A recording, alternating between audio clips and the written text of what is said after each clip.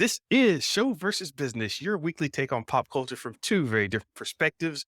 Theo and Mr. Benja, both of us coming to you with all the relevant info to get your week started. This week, we'll be covering social media and influencers. It's a whole new world. It's a whole new thing. We got some great insights from Theo, who just came back from a conference about it. And another story is Chat GPT BS or is it real? What's going on with AI? What's happening there? We'll do a quick update. Also, we got three new Star Wars movies coming. What? So some information from the Star Wars celebration and another story, Daisy Ridley is back. So we got a little bit of information on that one that's kind of interesting. We'll get to you. And finally, the WWE has been sold. Vince McMahon is no longer the ruler there. That's some interesting money moves. All right, so that's what we got for this one.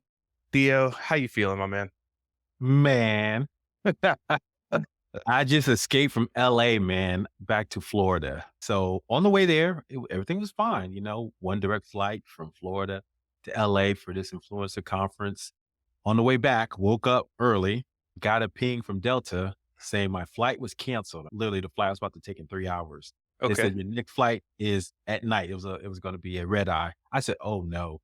So I'm calling Delta, and I got platinum status. I'm calling Delta. I'm like, man, look, I got to get home. I got some stuff I got to do. I can't, delay. It's okay. We can put you on the flight.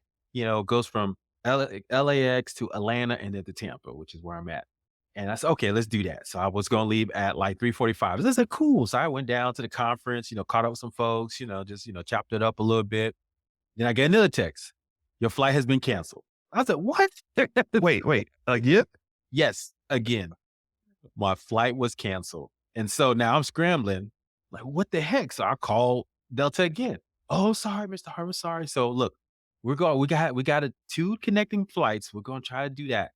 I said, okay, what's that? Gotta go from LAX to Austin, then to Atlanta, then to Tampa to get in at the nighttime that you want. I said, okay, let's do it. So I'm over here. I'm like, oh, pins and needles. Are they gonna cancel again? Luckily they didn't. I got to Austin. But wouldn't you know it, I missed my connecting flight from Austin to Oh, Atlanta. So basically, they said, okay, luckily you can still be on the next one to Atlanta. I thought I was going to be in Austin, but luckily I was going to be on the next one to Atlanta, but I probably was going to miss my Tampa one. And so basically, I ended up finally getting to Tampa like late at night, and they put me in a hotel and I had to leave in the morning. So the thing I was trying to make, I missed totally. And make it worse, I couldn't even get my baggage when I got to Atlanta to take with me to the hotel because there was no one to go get my baggage. It was just sitting in the holding pen. I said, "Look, I just need my PJs yeah. to brush my teeth with." "We can't even get your bag, sir, because no one's here to get your bag. It's just sitting there waiting to be on the next flight to Tampa in the morning." Yeah. So I was pissed. So basically, I slept in my drawers, had to get up early, get to the airport. Finally got home at like, 10 a.m., but it was like a mess. So needless to say, Delta has been compensating me and will continue to compensate me because that was a mess. That's right. So anyway, I didn't Know your want to worth. wait. Yeah, yeah. So it was a lot, man, but it made it back safe. But yeah, we could definitely get into more. But I just wanted to, it's one of those stories. That was one of the, I fly all the time. That's probably one of the worst ones I ever had. Usually I get direct flights and then no problem, or if it is a delayed. Yeah, I've never seen that happen. Maybe it's because all the weather we were having in the mid states, but yeah, man, flying, fun times. That's crazy, man. So now I'm kind of wondering here, where I should jump into the first story. And I want to continue asking you questions about this. So let me just continue with this for a second. So this is an influencer conference, right? Or I don't even know what you want to call it. It was. So like I mentioned to you before, I'm part of Byron Pineda's kind of, what he call wealthy creators for business owners to how they can get more involved in social media. And that's how he kind of grew his brand. So yeah, so I'm part of that kind of cohort. And then part of that, you get an opportunity to go to these conferences. Now he is a real estate influencer. I'm not in real estate at all. So I was kind of an outlier at this event, but I felt that it was important just to go to kind of get a sense of like, what's possible. What are they doing? What are some insights? And so yeah, it was definitely important for me to go out there and just to kind of be hobnob and see what they were talking about. Cause I originally thought it was going to be in Las Vegas. Then they pushed it back to LA for me. So I said, okay, I can go to LA. I can meet some customers and see what that's about. So that's what that was. It's called WealthCon. I mean, shout out to Ryan Pineda. You guys see this? I'll probably put it on my socials. But yeah, so I thought it was very insightful. So are we actually getting to the official story now, or you just want to know, about high level how I felt about the experience before we get into my thoughts on influencers in general? I just wanted to know your thoughts. We're only 5 minutes in. I'm just getting your thoughts right now. Got you. Yeah, man. I mean, it was cool. Never been to a conference like that, before. And then, obviously it's a lot more real estate focused. And so there was Hmm. insights into that. But for the most part, it was just kind of interesting to see this game is deep, man. I mean, so obviously we know the big influencers. Went over that pretty detailed on one of our pods, the Grant Cardones, the Gary V's. But man, you got these pocket influencers. I was sitting next to someone, this guy came out, everybody was going crazy. It's Lee John. I can't remember his name, man. Everybody was going crazy with this dude. I was like, who the hell is this? Yeah, yeah, And it's like I sat next to the guy next to me, and watching from the sidelines. I said, "I guess there's always another influencer, right? That you never even heard of that just pops out." yeah. And they said, "Oh yeah, he's big time in this space." I was like, "So," and it's amazing to me. I mean, growing up, we talked about this. The Tony Robbins, right? I think he was a big one. We were growing Mhm. up. Was it Miles Monroe? And what was the other one? But it was only a few, right? That we knew Right. about. But the social media has turned this on its head. It's like there's sub influencers in each different category. Real estate. I mean, you got doctor influencers. That's the space I'm in a lot. I'm Yeah. sure you got video game influencers, Out and they the and they wazoo, man. and they Twitch and got everything. and they each got. I'm not talking about hundreds. They got thousands of followers, and like Ryan Pineda is one of them. I mean, you probably didn't. Not too many people I know of him if you're not in that space. But I mean, literally, I was in the room. I was like, man, look at it's like about 1,500 people in this room. And if he got that many people show up, imagine how many people will follow him, in the millions. So it just goes to show you that, man, this space is, social media has really changed the game when it comes to influencers and subgenres. I mean, now that there's no gatekeepers like TV and all that, where you may saw Tony Right. Robbins pop up, there's no gatekeepers. So as long as you can build your audience and you have the proof to build it over time, man, people will put you on a platform quick because you have the audience. So that was mind blowing to me. And so yeah. So anyway, it was definitely a positive go, and I got some insights from it in general from the conference. Very cool, man. Glad it's a good time. I saw some of the pics you were posting on your stories and all that. So y'all need to check out the real Theo Harvey. Quit playing around. Go to his Instagram. You're on TikTok too, right? TikTok, Yeah. Instagram, There you go. LinkedIn. Shoot, Mm. I'm everywhere, man. I'm everywhere. I want I want to hear you on Snapchat with the DJ Khaled. You know, out on a Sea-Doo scooter, water scooter somewhere. It's called omnipresence, baby. Well, that's going to take us into story number one. What's the deal with the influencers? What's the state of influencers today? It's a crazy world out there. And the interesting story that got kicked this one off is from Forbes that bosses at work, corporate bosses, are now training employees to be influencers after years of discouraging social media posts about work.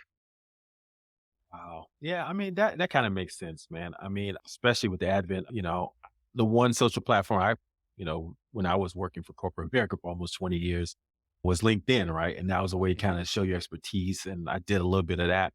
I don't know if you know, but before I did this podcast I was early in this game, man. I did a podcast on cloud computing with a buddy of mine at AT&T. And T. And I think you helped me do my first design. I don't know if you remember that. Yeah, yeah, I But remember the design.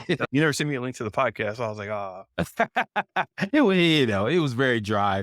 But me and my buddy, we did it for like, I think, shoot, I can't remember. It seems like it was a year, but pretty consistent. We would get some stuff. And man, back then, and if I had just continued, man, I always think, man, I was right there, man. So it's one of those, almost regrets there. So to children, if you always start something, just keep doing it, right? You never know. But when I did it at the time, we would, get people coming in and, talking to us about different topics in the technology space. Yeah, I had some big guys in the space that showed up because it was so new, and I would put stuff on LinkedIn. And so, yeah, that was kind of like the first kind of, a version of, corporate America's, kind of influencer market, right? And people write posts and people like or share. So, yeah, it makes sense, man. I mean, especially for this new generation, think about it. That's my learning from going to this conference. This is Gen Z, Generation Z, the yeah, millennials, they grew up on this stuff, man. So if you don't have a pathway for them to kind of share and show that part of them at work, you're not going to keep their attention because this is all they know, right? They don't Yeah. know the way we grew up, sending emails, discreet emails, right? Or, blank copying folks, right? It just to Yeah. Yeah. keep them informed. No, they're like direct. Hey, this is why I hate, Chipotle. The bread sucks, the rice sucks and soggy. And you're like, what is this? Don't you Yeah. work here? Base. So these kids are, out there. Matter of fact, I even saw like I think a Wall Street Journal article about that they were hiring interns, Generation Z, Gen Z influencers to kind of help smaller brands go around and to different stores and create TikTok videos.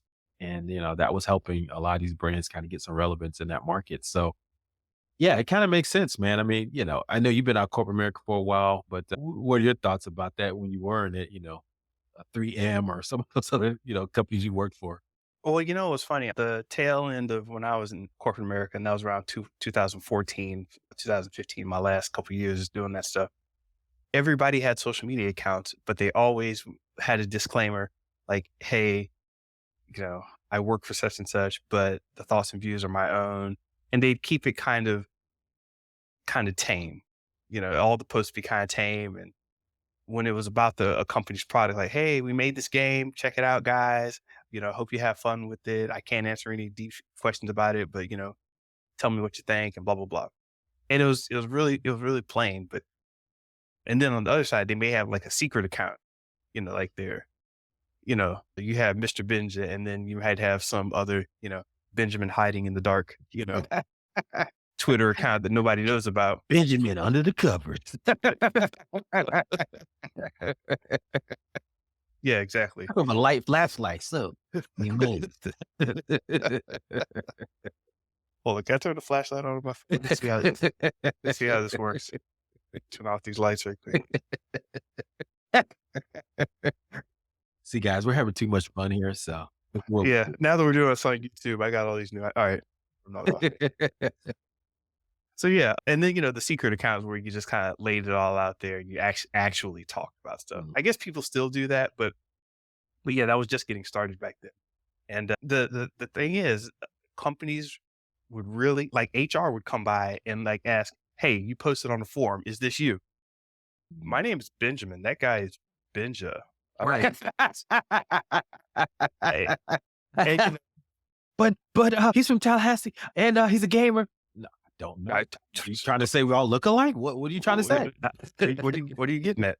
So yeah, it was a whole different thing. But now I think companies are, and this is totally anecdotal. I think companies are really realizing no, it's not anecdotal because I know some of the guys that work in these positions, and they've told me, yeah, it's just very easy to get your game out there, better traction, better recognition when it's like, hey, my friend worked on this, or hey, look at this, and if all my friends started retweeting everything I said about the company I worked for, and it was in a positive light, that's excellent. And it makes the company feel more accessible, like it's with real people. So yeah. And one thing I haven't seen too much of them do is do a corporate video and then say, hey, go follow this guy.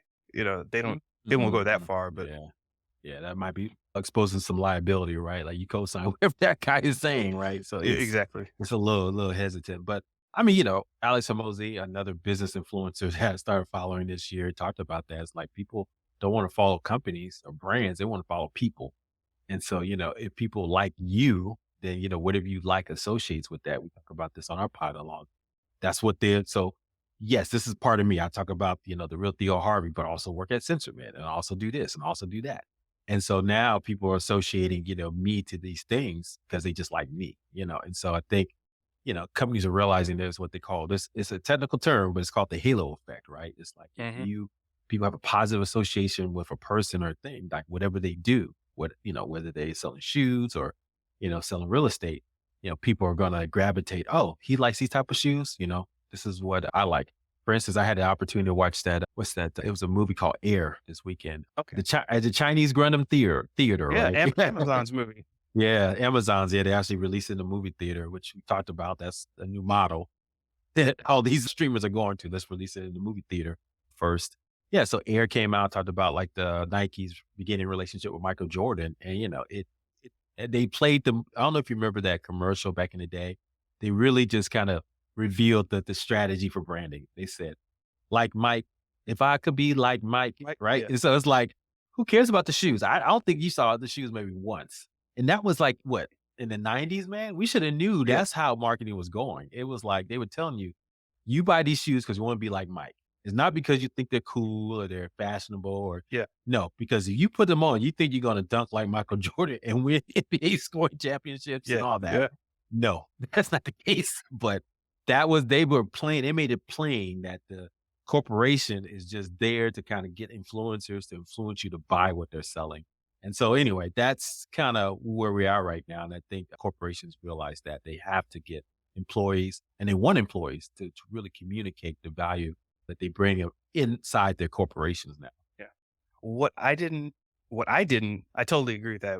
And I think it's really fascinating. But what I didn't foresee coming was the people, not, I don't want to say bowing down to the companies, but the people, the users, the influencers, the people taking all these videos, how attached they would become to these companies. Like if McDonald's likes or Wendy's likes or Target likes one of your posts, which does happen quite often, they'll go in and like one of your posts and say, "Hey, thanks for the shout out," or whatever. And they'll just do a quick little something like that.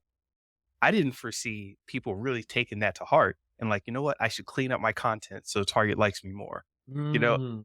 And they'll be in Target. "Hey guys, I'm out here in Target just catching my new deal of the week. You got to check this stuff out. It's great." And it's like, why are you advertising for Target? I mean, this is the old school me thinking that. But the new school me is kind of like, yo, screw Target. I could be over at Smart and Final, you know? Get that discount. Yeah. And over here at Smart and Final, I got like a 52 paper cups for 48 cents. Shout out. That's the Martin Final. Hit me up. Hit me up on So on Insta. retweet me, dog. I'm all about you.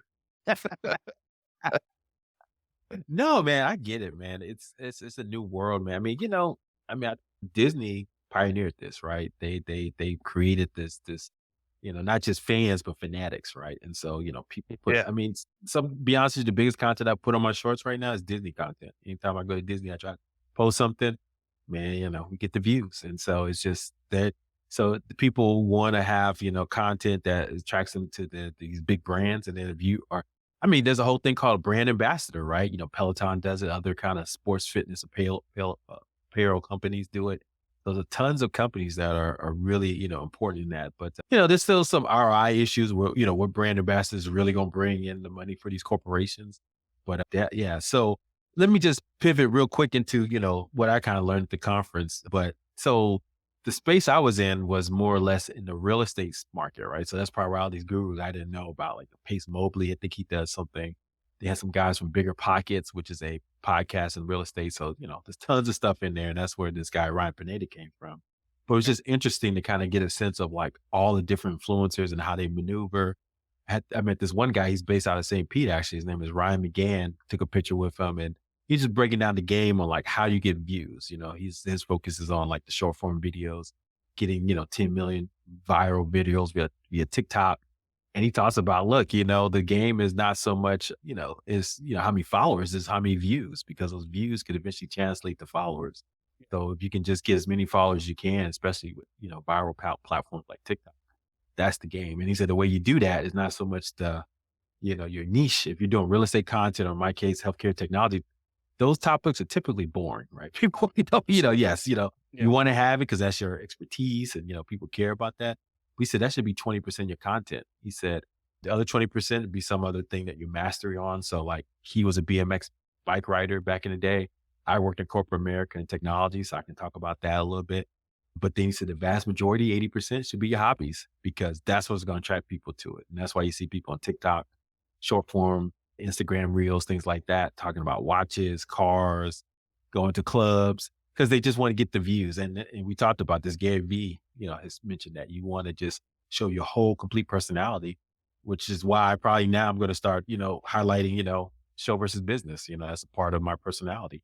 So anyway, that's the kind of things I learned, just like, how to kind of position yourself in a crowd. It's all about attention. And these guys have gotten in their market and they're looking to get even more attention. You'd be surprised, like the things that they're doing now, like like the Grant Cardones, reaching out to other influencers to connect, doing podcasts with other influencers, trying to, you know, get different audiences. You saw the trouble that Grant Cardone got in to trying to court black audiences, right? Yeah. So that's the kind of thing I think these influencers are kind of looking at now. They're trying to get to the next level. But the thing that's blowing my mind is how fast this all happened. Most of those guys in that room that were on stage that making, millions, some cases tens of millions of dollars, they probably were nobodies in 2019. They were nobodies in 2019. In less than 3, 4 years, they Yeah. multi-million, I mean, tens of millionaires because of this thing. So that's what blew my mind, and that's why I'm glad I'm on this space, full time because I think this is what well, one last story. I was walking the street down Hollywood, right? Just, we were staying at the Lowe's Theater, not too far from the Hollywood Walk of Fame. So I was going to get some coffee. Ran into this unassuming guy. We are just talking it up. He's from Mississippi. I'll say, yeah, I'm from Tampa. He said, yeah, well, so what do you do? So, yeah, do some influencing, do some stuff here and like that. Just cool guy. I said, hey, I'm going to Starbucks. You want to get some Starbucks? He said, no, I'm just going to go to McDonald's. I said, okay, no worries. So, I said, hey, well, let's follow each other on, Instagram and stuff, see what's going on. Dude, this dude had like 1,000,000 followers, man. He was just the most unassuming dude, man. He had all these courses. He was just this big name.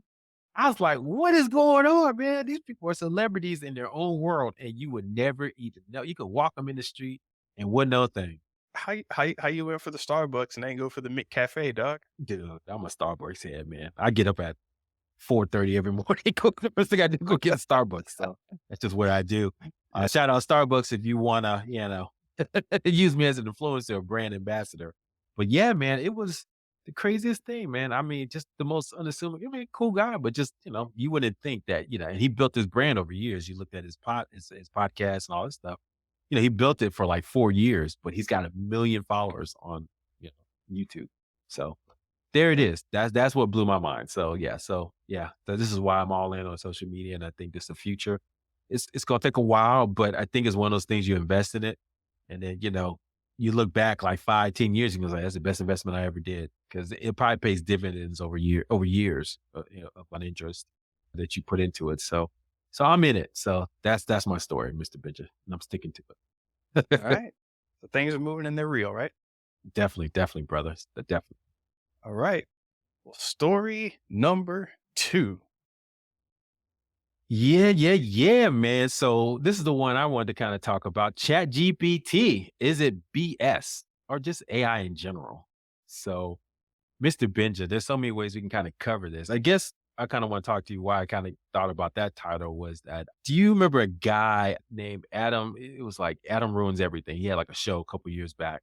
Oh, You, yeah. you remember him? And Mm. he has his Adam Conover, I think that's how it's pronounce it. And he has, his own YouTube channel now. He's kind of like a stand-up comedian, but he kind of put the first, kind of, well, what one of the first ones now with all this hype around Chat GPT, it's going to take over the world. He kind of said, you know what? This is BS. So he's saying this is basically a marketing spin by technology companies, once again, to kind of, draw attention and dollars to what they're building. And so he gave an example of this with the self-driving car space, right? Even now you're talking about the blockchain and all the other, NFTs and all that. He just went all the way, to something like, that was supposed to be practical, having self-driving cars and Mm. how that has never worked yet. And as a matter of fact, he said, you don't even see that even coming in the future. And I would say, you know what? He might be right. I mean, there's still some issues. I don't know if they, have figured all those technical issues out. And there's really not a lot of, buzz around it anymore like he used to. But he may have a point that this is maybe in a long line of, wool being pulled over our eyes about the power of technology and how it can transform our lives. And saying Chat GPT and, these generative AI systems that they're putting in our face are more the same. And he says, and a matter of fact, they're doing even worse this service because now they're saying that these services are so powerful that, we got to get control of them, right? Or they could take over the world. And he said that marketing spend is probably what making it seem even bigger than it should be. So I thought that was kind of interesting take. I mean, now there's also, there's a lot of other issues of AI around biases and stuff like that we can get into. But I definitely think that, there's some there to it. I don't know. What are your take on, is AI, generative AI, ChatGPT and Bard and all the stuff that they're coming out with, is this the real article from a technology standpoint, or do you feel like it's still a lot of marketing fluff in there? Well, as a computer scientist from Florida A&M University and Michigan State University, What? as well as a accomplished designer from Rockstar Games, 3DO, and Sony Santa Monica, I can say definitively that this AI is awesome, but that does not mean that it has all the proper uses in play yet. So there is a ton of spin that can be put on any of this stuff. So I want to separate this from the marketing side of things and the technological side of things. And that neither of those has anything to do with the practical usage side of things. So like something like the printing press or the internet itself was kind of immediately usable, where somebody put something on a computer and then you got a phone call from your mom, like, "Hey, I saw your face in the computer. How'd that happen?" It's like it's instantly kind of usable, right? Mhm. Well, the technology is very fascinating and it's not BS. We're dealing with these computers that can just go through, you know, just massive amounts of data that you can't comprehend and start figuring things out in ways that we couldn't comprehend. So the technology is exciting. Now, generally, the marketing side doesn't understand the technology as much. They're just like, oh my God, remember I saw that one movie where, the metal robots put on the human skin and started killing everybody. What was it called? Nets in the Sky? No, Sky. Oh, right. Yeah, those guys, Terminator. So that's one side of it. Both of those are true at the same time. They're out marketing it and the technology is doing way more than we can comprehend. Now, as far as it being practically usable, that's when you're going to have to rely on these companies to make very interesting practical uses that make sense for you. Like, can I ask my AI to run through, a screenplay and see if there are any plot holes? It's like, well, yeah, this guy called on the phone and we cut out the scene where the person picked up the phone, so we never knew the answer. It's like, oh crap, I forgot about that. You could have an AI do that, Mhm. but you just need to have companies picking out these little avenues of things that work and what don't work and make apps for it so everything can be practical. If nothing's actually practical and it just sits inside you know, a contained box, then that's when you get people saying, "Oh, it's just a glorified search engine." It's Yeah. just which if you run Chat GPT off of Bing right now, that's kind of what it feels like. It's like, oh, this is just a regular search engine, but it's more than that. Okay. Yeah, I mean, like I said, I'm of the notion that it is a little bit more than that as well as a engineering, electrical engineering background from Florida A&M and Georgia Tech. I would say that from a technology standpoint, I do feel that it is something we haven't seen before, and especially this whole process of like creating these neural pathways, this neural kind of programming, understand kind of they created the computers to kind of do what we do, right? Create these pathways, these unique Yeah. pathways to kind of come up with these answers. And to your point, they don't know how's going down the brain. Just like when, I have kids, as you see your kids grow up, there's certain neural pathways that are going to get stronger than others. I don't know how that happens. It's a mixture of, who they are, biology, how I educate them. Just like a computer, Mhm. these generative AIs, you don't know. You don't know. You just know they came with the right answer. But, one AI could Uh, come up with the right yeah, answer. It's in different pathways. I would say the right answer. How about the answer that satisfied your input? Exactly. That's a good way to say it. Yeah. As a computer scientist from Michigan State, and yes, you are correct. That satisfies your answer and past, the human trainers, Yeah. definition. So they ask you, is this a picture of a cat? And you send them a picture of a dog and it says no. And then, then it came to that right answer. Yeah. And then that's why it's called generative pre-trained transformer. So it's being pre-trained by these human trainers. So I would say that, there's some interesting things. We just don't know because so it's like a black box almost. We just don't know Yeah. how I came up with that answer. So to your point where there's no things around it, it could, get out of hand. And then especially as it starts to get a little bit wiser, or as it starts to get trained faster. And Mhm. and the more interesting thing you saying is it useful. I agree. The form it is now inside of Bing or inside of a open AI, chat GPT little chat box. is not as useful yet, but it's getting there with GPT-4. Now you can provide imaging to it. It can kind of create different things. So if you give it a pictures of different food items, you can come up with different recipes from those pictures.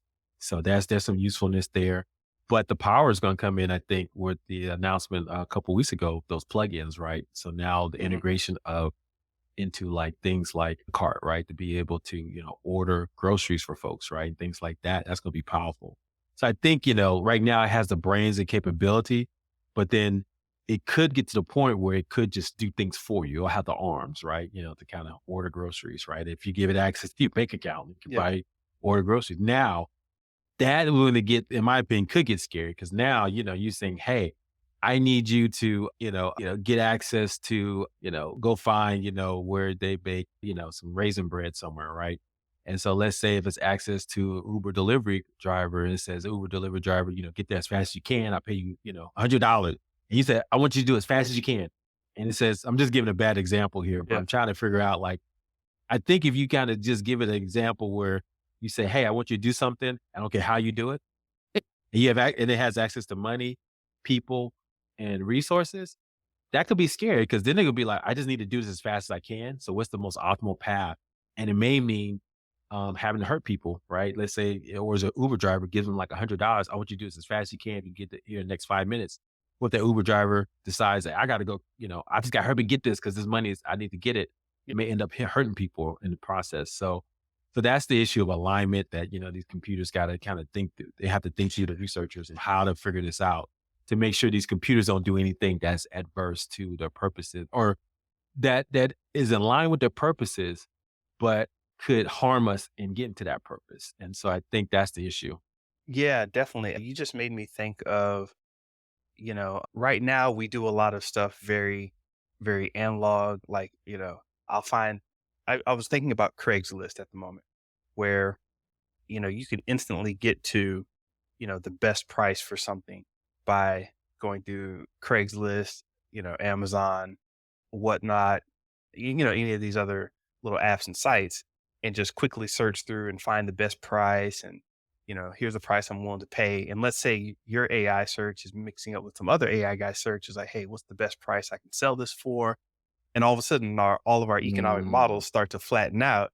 And what's an interesting phenomenon is what happens when that whole process isn't fun anymore and it's just robotic, mm, and then everything starts to become like oh dude, I don't know, I just whatever. I don't even like selling apples, man. Screw this life. And you're like, hey, you're the best apple salesman in the neighborhood, man. What's going on? It's like, "Psh, whatever. I just put in the computer and all of a sudden, nobody comes to your hometown for the apple festival or whatever because it's just long-term effects where we're commodifying and digitizing things that we've traditionally enjoyed, these interactions we've had fun with, we mhm, don't haggle anymore for one small example, that's some people say that's better, but we're probably paying more for a lot of stuff than we really need to. So, good point.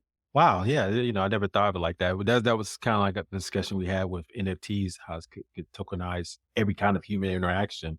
mhm. But to your point, that's abstracted to a lower level where we don't even deal with that anymore. We just leave it to the AI to deal with that. And they're gonna find the most efficient way to kind of barter and get the most optimal pricing. And to your point, no one shows, it's like I get the best prices for apples. Why I gotta show up for the Harvest Apple, festival every year. For what? So, but I do feel like human beings will still find a way to kind of get together, some kind of way. If nothing else, you Yeah, oh just sit yeah. around and commiserate that there's no more apples that they can sell at the Apple Hey, Harvest Festival. I'm optimistic. I actually want to let go of a lot of this stuff. But when people hear me talking, they're like, where's your humanity? And I'm like, look, man, let's just sit around and BS over whatever and let the AI figure all that stuff out. I don't care. We're losing jobs. Like more time for us to play. Yeah, yeah. I mean, there's a study that who did it? I forgot. Was it Goldman Sachs that said 300 billion dollars in lost jobs or something to that effect over the next 5 years. But one of the influencers I listened to, Mark Golden, said that every problem creates another solution, right? To another solutions, and so Yeah. there'll be different jobs. Let's be honest.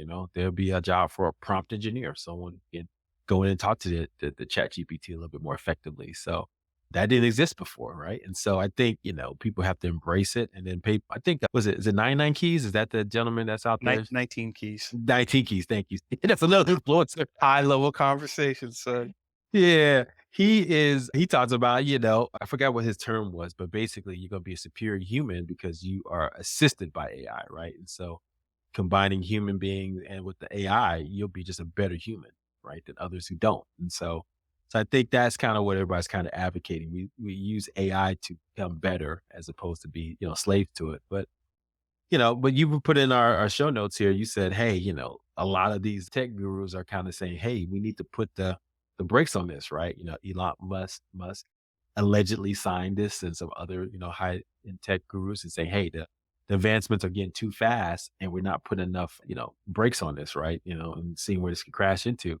Is this sour grapes or you think they are legitimate in their concerns? A lot of them had AI systems or were at Yeah. one time invested in open AI who, has capped out their returns at 100x. So maybe they're just all pissed now. They're not going Okay. to get any money. Yeah. So legitimate concerns. You've got like, you're saying, what if an AI could tell you the, you can get the most bang for your buck by not posting on Twitter, but posting on Etsy. And everybody's like, Etsy's you can advertise on Etsy. I don't know if you can advertise on Etsy, but just throwing it out there. It's like, yeah, man, just throw up your store. Oh, okay. Hey, you can, pay less for this if you just do Alibaba and, you get your whole drop shipping thing going on. You don't have to say, really, you can do that? It's like, yeah. And there's all these ways that you can circumvent a lot of big money. So I think that a lot of the pushback is economically, we don't know how to deal with all these, major systems just doing whatever the hell they want. Like in technology, we always assume forgot the name for it. We always assume there's a certain amount of lead time from the person who created it before the first copycat comes along, right? Hmm. So if I can get AI to figure out how to copy that exactly, then that lead time effectively becomes zero, held back only by my server power and my marketing power. And I should say server power, computing power and my marketing power, you know, and maybe, okay, financial power too, because I'm going to be paying for ads and stuff, Hmm. whatever. Capital. But if Microsoft comes out with a new product and I can copy that product within a day and be like, "Hey, everybody, install your own version of Microsoft's whatever, and just run this on your own computer." I'm giving it away as freeware. Mm.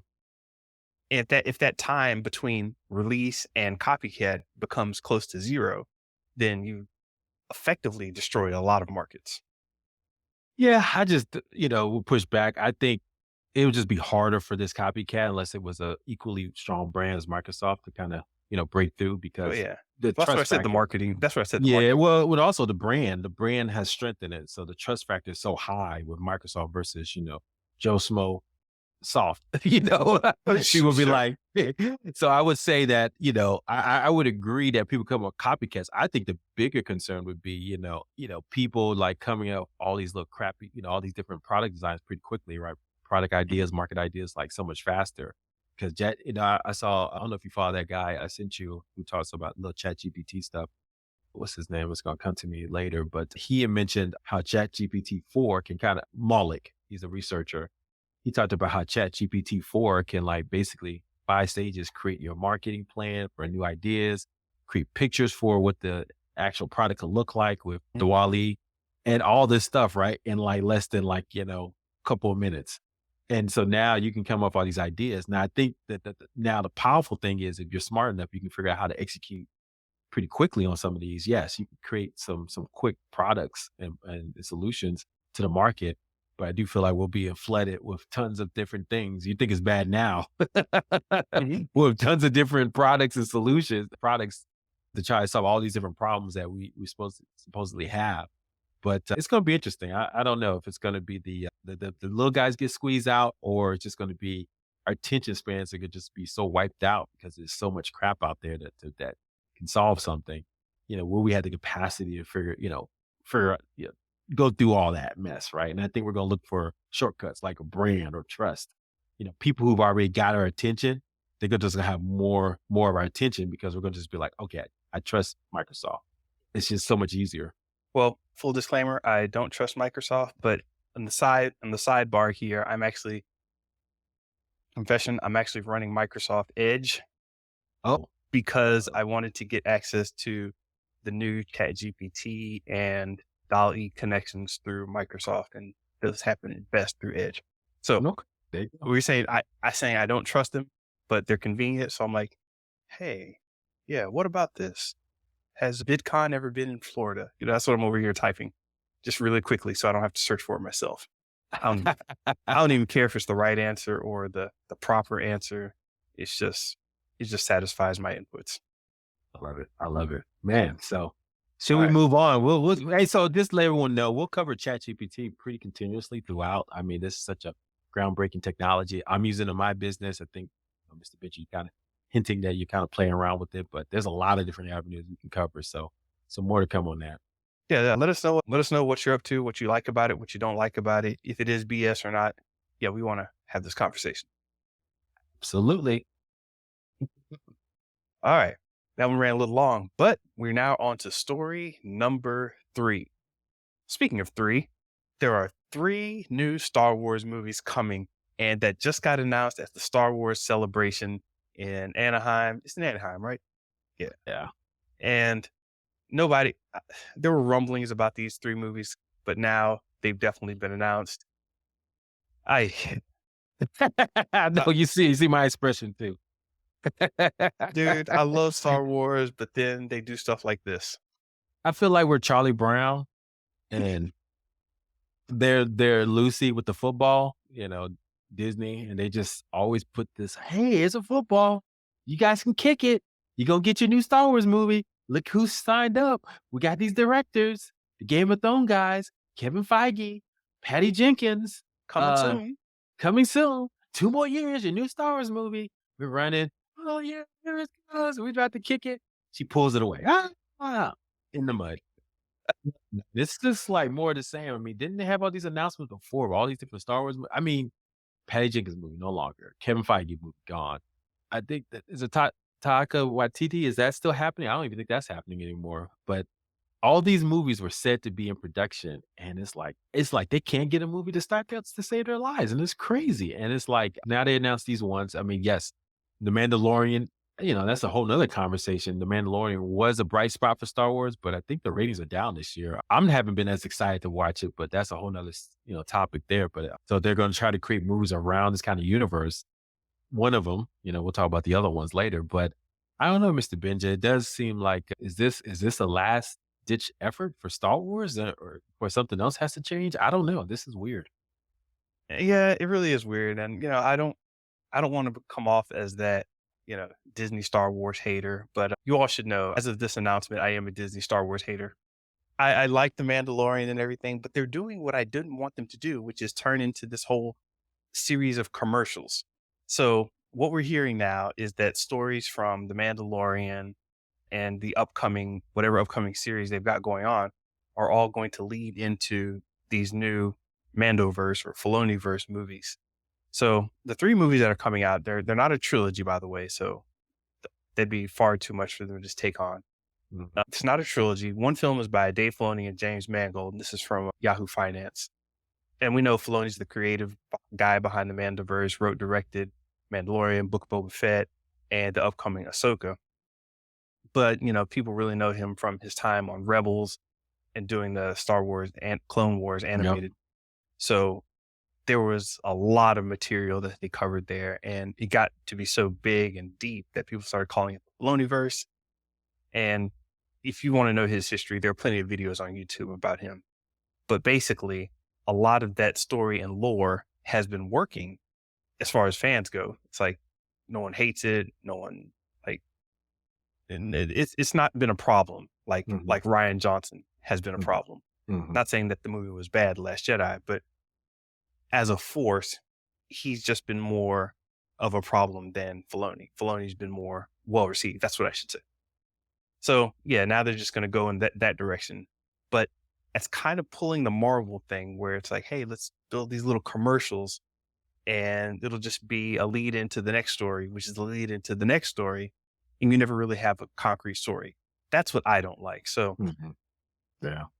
I think Marvel or MCU has shown the limits of that storytelling, right? And so I think any other type of franchise that's trying to create this, I mean, we see that John Wick, they're trying to create their own kind of John Wick universe, right? I mean, mhm, it's on one hand, from a business standpoint, I get it, man. I get it, man. You own the IP, you could just create infinite movies, in this IP is simple because, but it's like Marvel has stretched that limit, right? With all these different versions, Marvel and everything's just always in act two. I mean, that's just, we talked about this. Comic books are mhm, like that, right? Spider-Man, his uncle dies and then he becomes, with great power comes great responsibility, right? And then act two and you're in act two forever. And so he's yeah, always chasing the villain, right? You're never going to get to the conclusion of that story. And so they just created that in movies, which we all know movies are finite type of, vehicle. That's an art form that's finite, right? I think, supposed. yeah, supposedly. That's a good point. So it's like, you as an artist, Mr. Benja, right? I mean, the limit adhered to by the media that you choose to create your art, makes the art, right? And so if you try to take it out of what it was intended to do, doesn't that cheapen it a little bit? I mean, so now we have movies that are kind of getting out of their limit. They were supposed to be 2 hours, right? Beginning, middle, and end, and you're done, right? Sometimes they have sequels, but there's a complete story. It's not setting up another story or commercials or this and that, Yeah, right? And so it's like kind of that's not what that art form was intended to do. And so now, because then people feel cheated, like, wait a minute, I spent all that money to go see this movie and it was just a commercial. yeah, So yeah, totally. That's definitely a problem, and it may not technically be a problem if the audience all understands that and that's what they're all in for. But I think audiences want something a little more substantial from their movies where they can go into a movie and, l you know, do the 1, 2, 3 act thing where it's like, "Oh, I'm presented with the situation. Oh, here's how the situation plays out. Oh, here's how it ends, and here's my takeaway." That's a common way of storytelling, and seeing that in the movie format in this nice, hour and a half, 2 hour and a half bundle or whatever, that's how we like to see our movies, or that's how we have in the past. Now, if you think back to, what do you call it? Doctor Strange and Multiverse of Madness, people went in that movie not thinking about Doctor Strange and not thinking about Mhm. what Doctor Strange's story was. All they were thinking about was who's going to show up from other multiverses, who's going to, and it's like, wait a minute. So the premise of the movie is about going to see characters that aren't supposed to be in this movie. And then when it ended and people were talking about, hey, what's next after this? They were like, "Hey, did you see the end credit scene? There were 2 of them. Oh, did you see what they hinted at? Oh, yeah, there was a little hint of this and that and Kang and wait, what? You're not thinking about the movie in itself. You're thinking about the after credit scenes. You're thinking about the trailer before the movie." So, I think they're shooting themselves in the foot a little bit, and I hope that these stories can keep themselves better contained, and I think the way you can do that is by if you look back at stories you really liked in the past. It's like, "Hey, what'd you like about this movie?" Or "What'd you like about this story?" "Oh, it was a story of this happened, and this is how it ended. It was great." Yeah, "Okay." Star Wars, yeah. Star Yeah, Wars, and yeah. it can connect to something else or not, but it Yeah. still has that you point to it and you say, "I like this movie because it did this, it did that, and that." When I look back at some of the other stories, some of the newer stories I've seen coming out, I that are trying to do this universe thing, it's not as easy to pinpoint, like, "Hey, what'd you like about this movie?" "Yeah, well, it talked about Kang." And I'm like, "No, I don't wanna hear about Kang. What happened in the Multiverse of Madness?"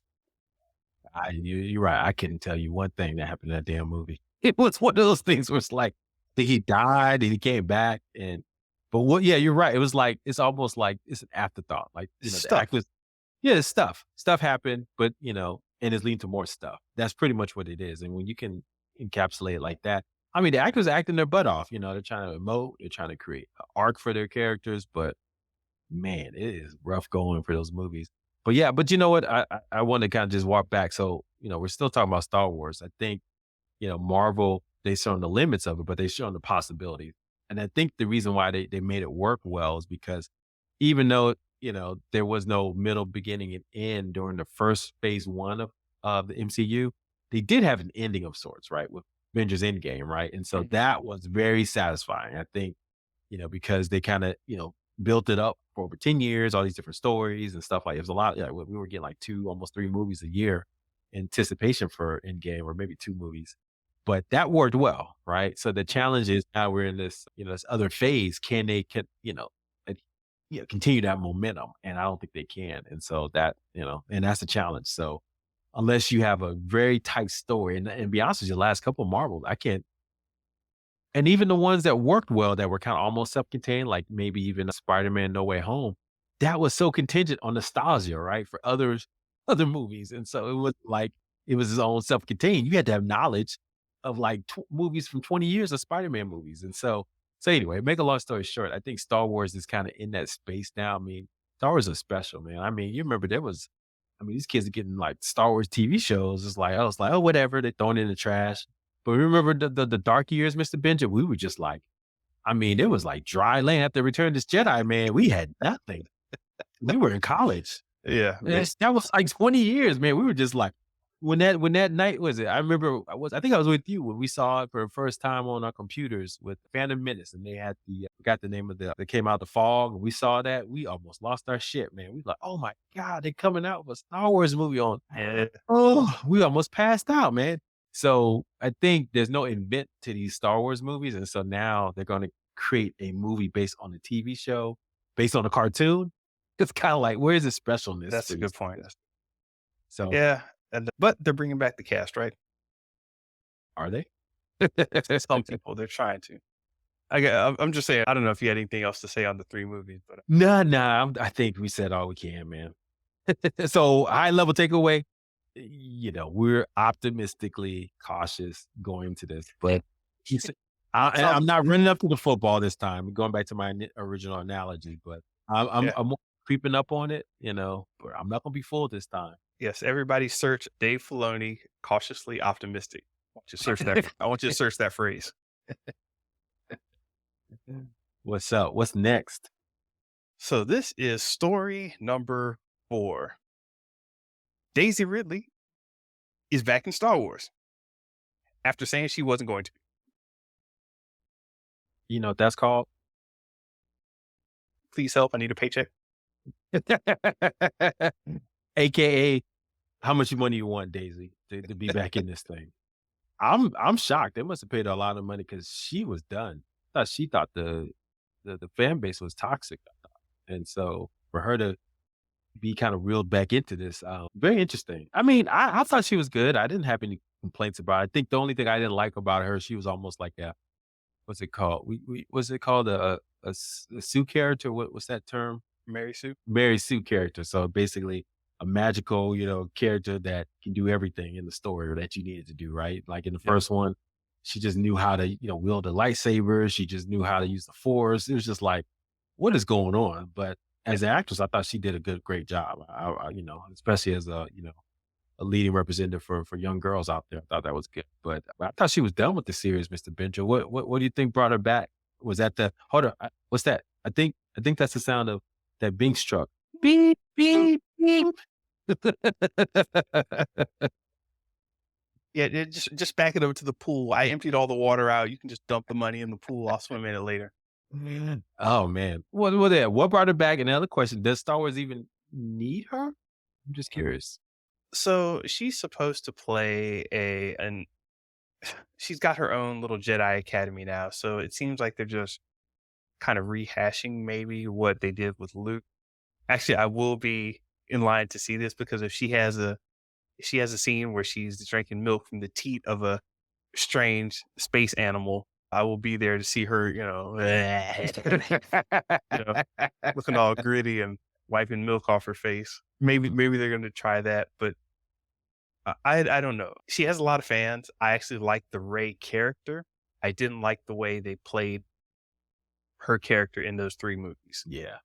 As in Force Awakens, I thought she was a bit of a, you know, "Hey, look, I'm the new Skywalker," and it's like, "Ah, but you don't have a story behind you. You just, Exactly. She just you were came out just of nowhere. you're just Yeah. coming out of nowhere sliding down a hill on, on your little piece of cardboard or whatever. Wait. She was making that bread, that water bread. Everybody was hyped about that. Dog, where can I get some water bread? So yeah, there was that in The Force Awakens, and then I'm not sure how the love story played out in part 2. It got interesting. I was like, "Oh, okay, well, now we have this, she's battling with the Force kinda Empire Strikes Back thing." I thought they were building up something, but then, of course, in 3, the 3rd part of the sequel trilogy, The Rise of Skywalker, it kinda fell apart again. So Yeah, and because so of I the just little didn't like the vision. way they played her character. If they can run a story arc with her at this stage, then that's cool.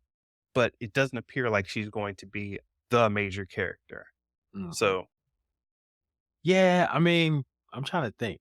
What if even the prequels, I mean, was there any character that got introduced that people is beloved to this day? I'm trying to think.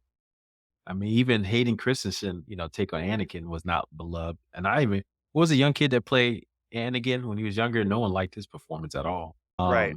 No, they I'm trying to think. Obviously, people didn't like the love story sucked, and so what's her name got what's her name Natalie Portman. She did not like the franchise. So I'm trying to think in the prequel, Jar Jar, no one liked Jar Jar. So, well, the only person, but he was playing a legacy character, is Obi-Wan Kenobi, played by, and even he got kind of shafted recently because his TV show sucked. So, yeah, Ian McGregor, he played it. And so that was the only character. Oh, and I did like Liam Neeson's character. He was pretty Qui-Gon. decent. Yeah, Yeah. no one has a problem with Qui-Gon. They're kinda just like, "Hey, a cool guy, let him do his thing." And Yoda was pretty good too. Yoda was pretty Yeah. good, but oh, and Darth Maul. Darth Maul, yeah, Darth Maul connected with people to the point where they actually brought him back in Rebels and his little scene in Solo. yeah. Spoiler alert if you haven't seen that. But I mean, the legacy characters, people still beloved to this day. I'm a Luke, some people didn't like Luke back in the day because he was whiny, but I liked him. Obviously, Han Solo, even Princess Leia, Chewbacca. I mean, that's the core, characters. Lando got introduced, as a token black guy, but we still love him to this day. And so it's like, I mean, I don't know, Mr. Benja. It's kind of like, can they introduce interesting characters outside Skywalkers? And that's the challenge, I think, for Star Wars. But people seem to like, what's it, Ahsoka. Ahsoka? Ahsoka? And so, we'll see where that goes, but, I don't know, Mr. Benja, what's your takeaway high level from Daisy Ridley coming back? Is everybody coming back? So, you look, man, this is back to that commercialization and, all these shows being a commercial and, "Hey, remember me from The Force Awakens? I'm back to kinda usher you into this new series of movies and whatever else we're gonna do. Long live the Mandoverse, and I will never say anything bad about Disney because, you know, they pay bills." Well, to the actors, I don't know about the VFX guys, but yes. That's a whole other Oh, so yeah, I think it'll I'm actually interested in these movies. I'm just hesitant about the strategy, and from the trailers and everything I've seen them put out, it seems like they either A, haven't learned their lessons, or B, don't care and are taking the easy way out.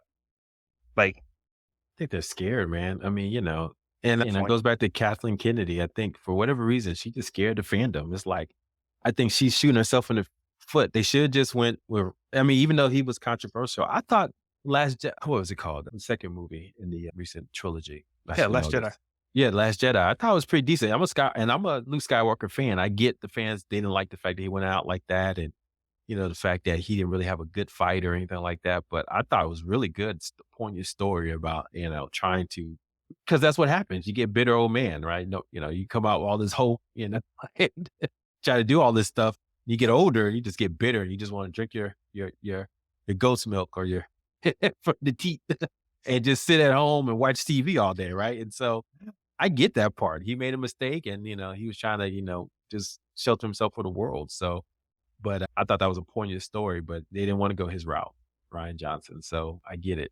But I thought he was, and that's why it kind of looked like a mess. But they went his route and stayed true to that when they got rid of Snoke and all that. I thought that would have been better. And I think Kathleen Kennedy got scared. She's like, oh, people don't like this, and they're not going to come out for the next movie instead of just riding that. Okay, he made all these changes, ride it out. Let's see where it goes. And then, at least, and I guarantee people would have, they Right, respect. yeah, we respected that. They may not have liked it, but then, you know how it always is. Because we talked about this. The prequels came out, we hated them. But man, there are some fans out there. The people love them prequels, man. And so you just don't know. Wait, you said prequels or sequels? The prequels. I'm going Yeah, I back to love the the prequels. prequels. Yeah. Oh, well, yeah. Don't forget. Yeah, you're one of them. Let it. I'm talking about younger generation, Mr. Benja. Our generation, I don't know. A lot of us are kind of, yeah. Ooh, boy! I tell you, the first thing I tested out my new surround sound on was the Mhm. pod race. Yes, I remember. God dog, it does beautiful. Damn, that was nice. All right, Mr. Benja, let's move on, man. What you got? All right, we're gonna bang through this last story right quick. This is story number 5. The WWE has been sold to the owners of the UFC. So now WWE and the UFC have the same owner, and this is interesting. You got like a fantasy sports and a real life sports under the same roof, and the group is called Endeavor. So, tell us a little bit about this transaction. Yeah, Endeavor is run by Emmanuel. So basically, the character, the agent character from Entourage, that was yelling all the time. Yeah. Who happens, his brother is one of the top, doctors in the country. And then his other brother, Rahm Emanuel, used to be Obama's chief of staff. And now he was mayor of Chicago. So powerful family, but, Ari is the one in Hollywood and he's just, taking over Hollywood, buying everything left and right. Bought the UFC from Dana White recently, not too long ago. I think, well, I don't have the numbers of what they bought it at, but they got a valuation here. And then now he bought it for what's that, $4 billion, right? And then now they're saying it's valued at, $12 billion now. So and now he's looking at WWE and he said, I think that the value of it is at 7.4 billion. So huge, huge, huge thing for them. I think I don't know, man. I mean, this is like Everest China, they own sports, they own, agent, they have agents that, represent actors and things like that. So now they have a sports thing. They also have like, I think ultimate bull riding, so they have a lot of different things that they're trying to get into. So this is huge. I don't know, Mr. Benja. So what's the key takeaway from this? Or what do people should know? Well, the two biggest guys in it that created these whole industries, Dana White and UFC and Vince McMahon, WWE. So now, those troublesome characters are no longer in the head. But the question is, are they going to still be around? We see Dana White kind of soaking around here and there. Is Vince McMahon still going to have some influence? That's one takeaway. Are we going to see, a lot more Hollywood inside of WWE, with some of the actors, showing up at events to kind of juice up the numbers a little bit more? We'll see. So it's a lot of interesting things that come out of this. And also, did you hear about they were thinking about WWE? They were going to have betting for WWE. Did you hear that? I heard about that. I didn't know if I should take it seriously or not, but that was interesting. Well, yeah, for those that don't know, I know you believe in Santa Claus, but guess what? WWE wrestling is fake. So they script them out. Now, when they script them out, when they take the stories, there's some debate there, right? Maybe in mid match, right? They could be like, Yeah. okay, let's do something different. But they know the outcome. It's not like, you're going in there and not know who's going to win that day. So it's kind of interesting. So, like you said, UFC is supposedly real, right? And so we'll see how this is going to mesh these two kind of almost, comical, almost ultra violent type entities into one. Was the guy? Was it Brock Lesnar? Did he go between both UFC and Yeah. WWE? Yeah. Was there another couple guys? I think a couple other guys did that. Randy Orton, I want to say. Yeah, Randy Orton. So there's some legacy there, guys going back and forth. So why not?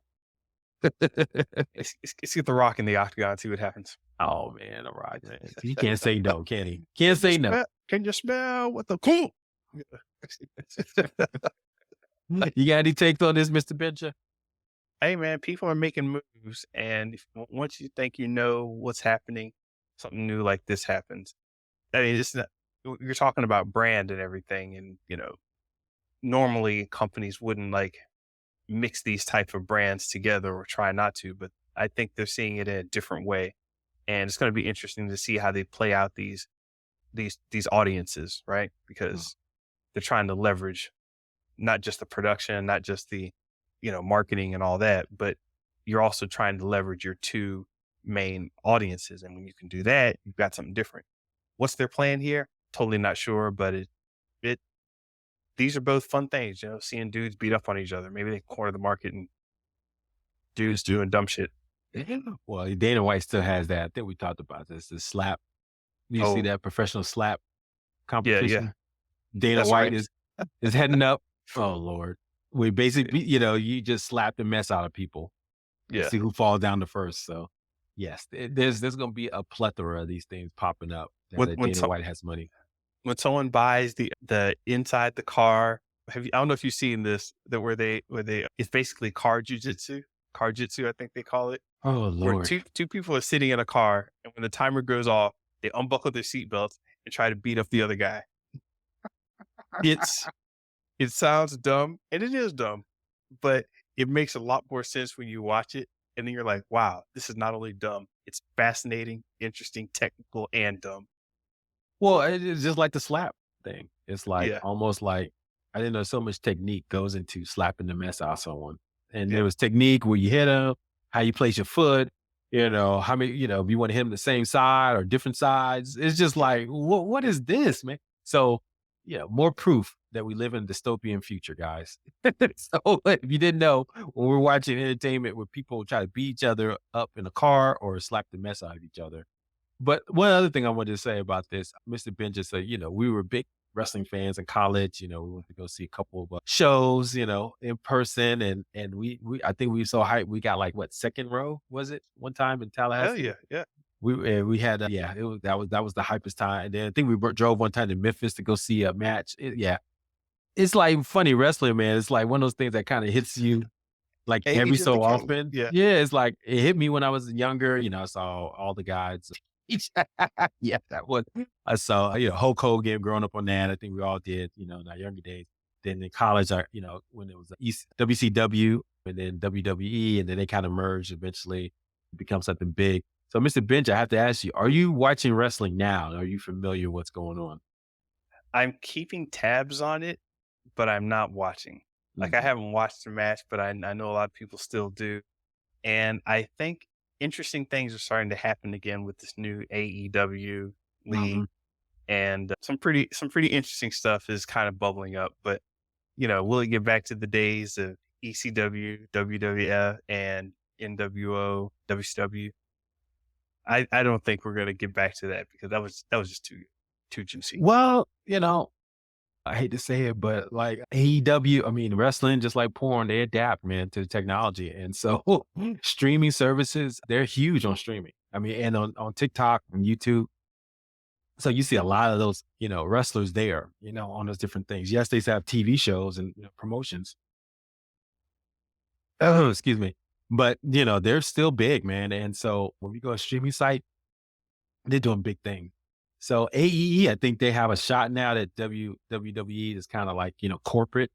So we'll see what they're going to do to get our attention. But yeah, I'm like you, man. I kind of go in and out, go to YouTube, see what the latest is, and do some, go down a rabbit hole, what the latest and greatest is. And yeah, it's been okay. Nothing, you know, I don't think anything has ever been the height of The Rock or Stone Cold Steve Austin. But, there's been some things that got close there, but I don't think anything's as hype as that was in this heyday. Because there was nothing, and Sting, of course, when we saw that. There was nothing as hype when you saw, you know, Sting coming down the rafters. They beat the mess out of him, the NWO, and he came out of the hole and beat the shit Yeah. out of everybody. You're like, oh no, he was alive the whole time. Hey, man, better story than the sequel trilogy, that's all I'm saying. And then the other hype thing to me was Stone Cold Steve Austin when he put the Stone Cold Stunner on Vince McMahon. Whew, that was hype. Yeah. So, like I said, or when he get hype, when he start talking to somebody and they say he just gets tired of their BS, he just kicks them real quick and does it so fast. He's like, "What happened there?" Yes, indeed. So anyway, those are the hypes for me. And going down YouTube, I don't see anything as hype as that, but I don't know, man. So we'll see more to come on that. But Mr. Benja, man, this has been awesome. Anything else, man? What you got going on this week? Not much else going on. I mean, I got my I I I'm nearing completion of the job booking book. Basically, I'm all about taking all your little thoughts, your ideas, and concepts that you have floating around in your head, quickly jotting them down, doing good things with them, throwing them away, and keeping your head clear for this crazy mental landscape we've been doing. So I got an ebook coming out on that soon. Yes, I'm ready, man. Let's get it. Let's get it, brother. That's Yeah, right. same here, man. I got my little notebooks, and you can see, yeah, I got my little notes and ideas and stuff for the year, and it's Q2 for us, and so I'm preparing us to get to the next level. One thing I'm really like thinking about, man, just SOPs, standard operating procedures on how we can just scale our business. And, I'm actually putting together some thoughts around that. And, I'm actually thinking about writing a book. I got a company that can help me do that. And so I'm going to kind of put some content together. That's going to take a little while, but if I can get, my first book out, I think that could be helpful in creating some more info products out there for the market.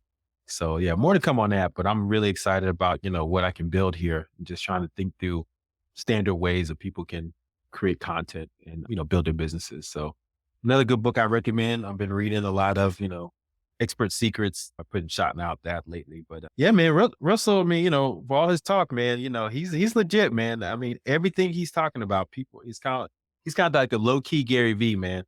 Cause Yeah. everything he's talking about, he's creating his frameworks and, how do you get people to buy stuff from you with internet? I mean, he kind of figured that out. He figured that out a while ago. And so I think that's been kind of, pretty insightful for me to kind of, understand the game. And then now seeing where the game is going from listening to Brian Pineda's podcast or other influencers to see what they're thinking about now.